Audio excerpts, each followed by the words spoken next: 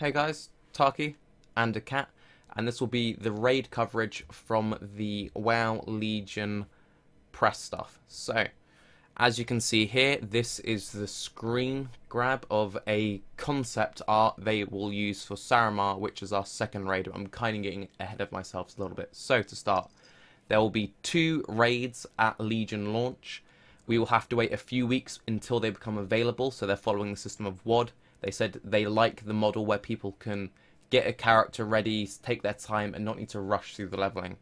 I imagine we're going to start with 1 raid, and then a few weeks, maybe even a month or 2 later, we'll then have the second raid. So, jumping to the first raid, here we have some direct art from the raid itself, which is called the Emerald Nightmare. Ooh, scary. So we're finally getting a Emerald Dream raid. This will have an accompanying 5-man, which we will complete in the leveling process, which will be dealing with, I assume, Malfurion, but they've said an ally, being trapped in the Emerald Dream, which we need to capture.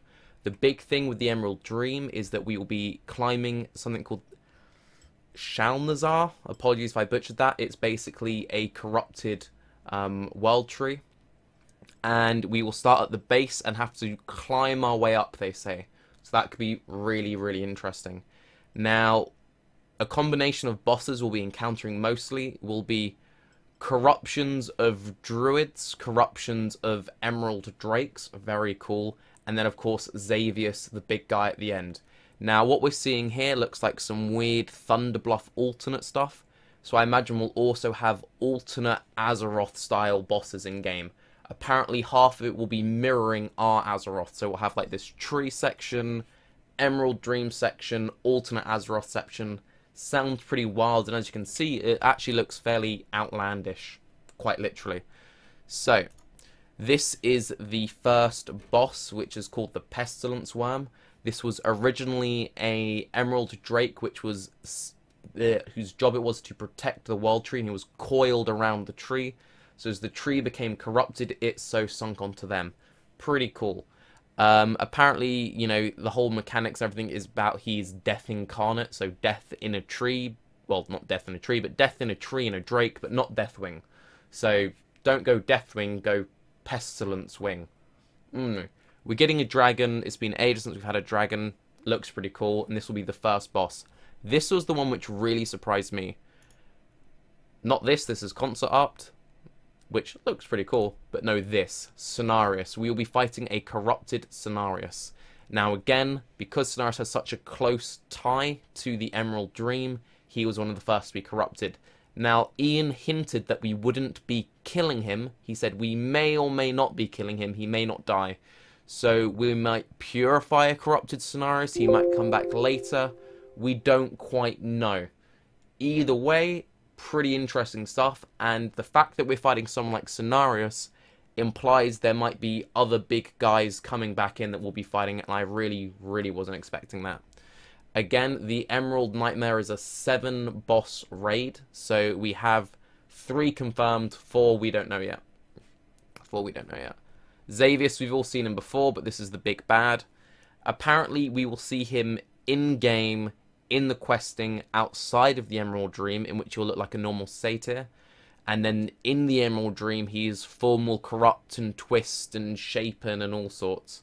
So I imagine that a lot of his encounter will involve boss phases with multiple forms perhaps, and then he has like the final enraged form, kind of like how the Garrosh fight worked, where he got more and more Shar and corrupted as the fight went on. Pretty cool stuff.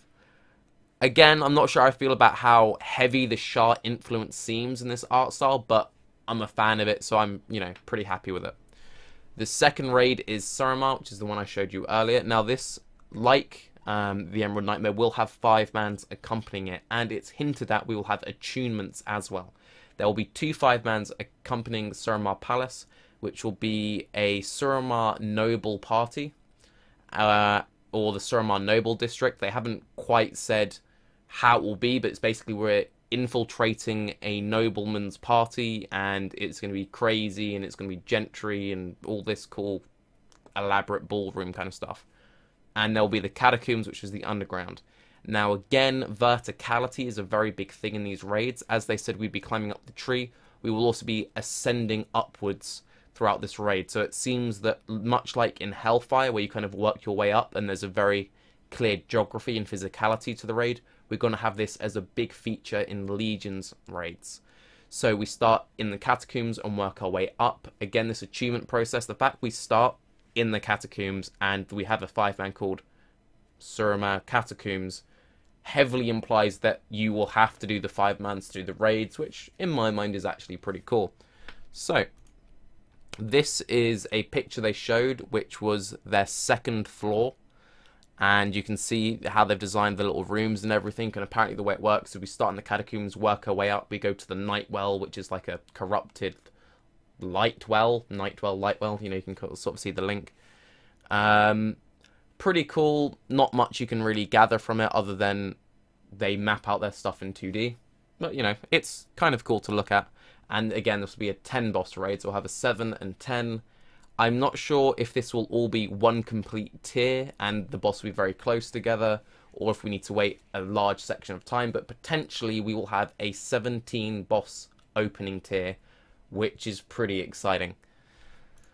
We go on to this. Again, there is going to be a Legion influence, but apparently the Suramar raid will be mostly Night Elves with only 1 or 2 key Legion enforcers, so to speak. Basically, the Night Elves of the city have allied themselves with Gul'dan, and the exiled Night Elves will be sort of our allies. So you have these pure, regal, arcane magic, not druids. It's all arcane based, this culture. Arcane mages, and then 1 or 2 Legion guys. But it's not going to be like Hellfire Citadel 2.0. This is going to be pretty much all Night Elves with like 1 or 2 Legion guys. So this is apparently a super important ambassador whose job it is to make sure the Night Elves aren't trying to trick Gul'dan. Kind of cool. I'm a little bit bored of demons, but no, it's Legion. There will be a lot of demons. And then this is like the big hotshot Queen Magistra who has powers over time itself.